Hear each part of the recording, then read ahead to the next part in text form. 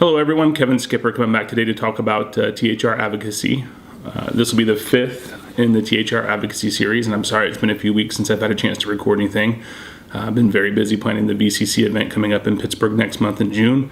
Been pretty busy with Vista stuff as well, so this is the first chance I've had in the last couple of weeks.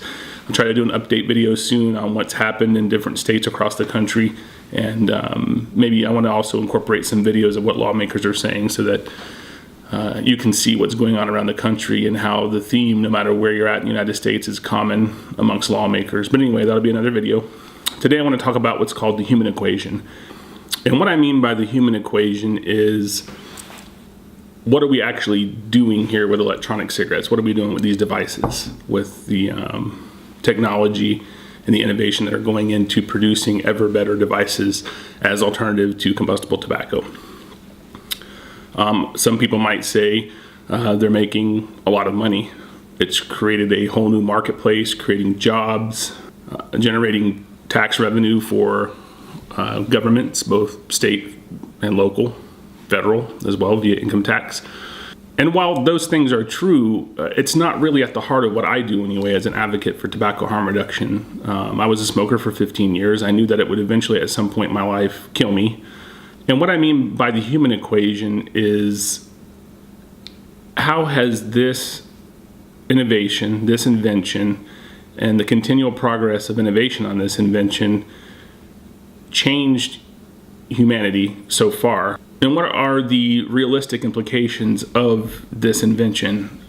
In my opinion, it could be one of, if not the best, innovations of humankind, and that's saying a lot, comparing with electricity and computers and the internet and stuff like that. Those things all enhance life. They make human life easier, they make things more efficient, they make business better and make business people more money. But what about the human element? This product has the potential to eliminate combustible tobacco. Combustible tobacco is the #1 leading cause of premature deaths in the world, to the tune of 6 to 8 million people per year dying because of combustible tobacco use. I've seen a lot of discussion lately from different parts of the United States and abroad in Europe and other countries across the world talking about declining tax revenue because tobacco use is on the decline. One of the reasons is because of electronic cigarettes and vaping. And some of the buzzwords that I'm seeing now from politicians that really bother me is primarily the phrase revenue stream. Okay, this is already generating tax revenue via sales tax and employment taxes for all the thousands of people in the United States alone who have been put back to work or who now are business owners, small business owners. And the entire goal of the government, whether it be state, local, federal, to tax tobacco products was to offset public health issues. And this goes hand in hand with the Master Settlement Agreement. However, the Master Settlement Agreement funds going to states are tied to current tobacco sales. So as those sales decline, so do the state's tax revenue from the Master Settlement Agreement. And because states have improperly budgeted the funds from those, and they've used those funds for things that they were never intended to be used for. I think I read somewhere that only between 5 and 6% of the actual funds states receive from the Master Settlement Agreement go towards future public health issues for smokers or former smokers. They're putting it in the general fund. They're using it for called pork barrel legislation, so something that come back and help this elected official's district. Basically, the inefficiency of government is now leading them to want to tax electronic cigarettes, which is a consumer product that's the most viable alternative to combustible tobacco. So what the human equation means to me is, what is a human life worth? What's it worth to you if you're an elected official watching this, if you're a non-smoker or a non-vapor and you're anti-nicotine, and you're watching this and you're thinking to yourself, we want to, tax it. We want to eliminate it. We want to get rid of this from society. I want you to ask yourself, what is the value of a human life in your opinion? Is it worth $1 million, 10 million, 100 million, billion? What is one human life worth to you? Because to me, as a THR advocate and as a human being living on this planet with the other 7 billion human beings, a human life is priceless. There's no comparison to any tax revenue you can raise, any new bridge you can build, any new road project you might want to do. One human life changed for the better by electronic cigarettes is priceless. I challenge you, elected officials and anti-nicotine activists, to really dig deep and think about what you're doing before you do it. Ask yourself the question about the human equation, and is what I'm trying to accomplish through my efforts going to change human lives for the better, or keep them on the same path that will eventually kill them, which is smoking combustible tobacco? Take a few minutes to reflect on that before you make a policy decision at your local city council that would equate these products, electronic cigarette devices and vapors, to tobacco products and smokers. Think about the implications that that will have on family members or friends of yours who are smokers and may not ever get the chance to use electronic cigarettes because of some decision that you made in your capacity as an elected official or your position as an activist.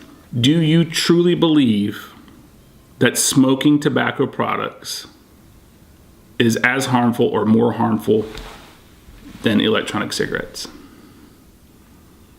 And if that's something that you truly believe, then I would ask that you do further research, contact some THR advocates who are not involved with big tobacco, who have valid scientific data indicating that these products are a much lower risk alternative nicotine delivery device than a combustible tobacco cigarette.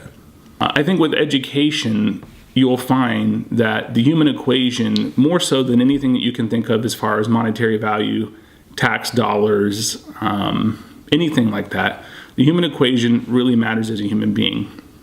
Decisions that you are making today could impact thousands or millions of lives tomorrow. And today's video is not going to be really a lengthy video. I just wanted to pose that question to get people thinking, especially those who are non-smokers, non-vapers, elected officials who have the ability to control policy decisions, and add that to your thought process when you take action against electronic cigarettes. What is a human life worth to you?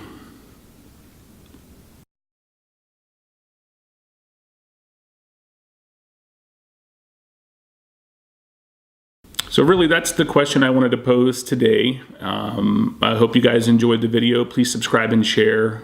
There's a lot of stuff going on across the country as far as legislation, ordinances in cities and counties. Please get involved. If you're a vapor, or if you're a non-vapor but you have a family member whose life was changed by using electronic cigarette devices, please contact your representatives. There's a very important bill that was introduced by Representative Cole out of Oklahoma, HR 2058. It will be up before Congress pretty soon, so I encourage you to please contact your representative via email, phone, set an appointment, go meet with them within the next week. We have to get more co-sponsors and support in Congress for this bill, which would extend the grandfather date from February 2007 until hopefully June of 2015 for products and devices that have been innovated and technological advances that have been made on these devices that make them infinitely better than the first or second generation devices that were out 8 years ago. So I would ask that you please contact your representative, make sure that they're aware of what the bill is, make sure that you ask them to please support it and or co-sponsor the bill in Congress so that there are legal grounds for the FDA to change their grandfather date. It's extremely important for vapors. And remember, you don't have to do everything, but you do have to do something. Get involved.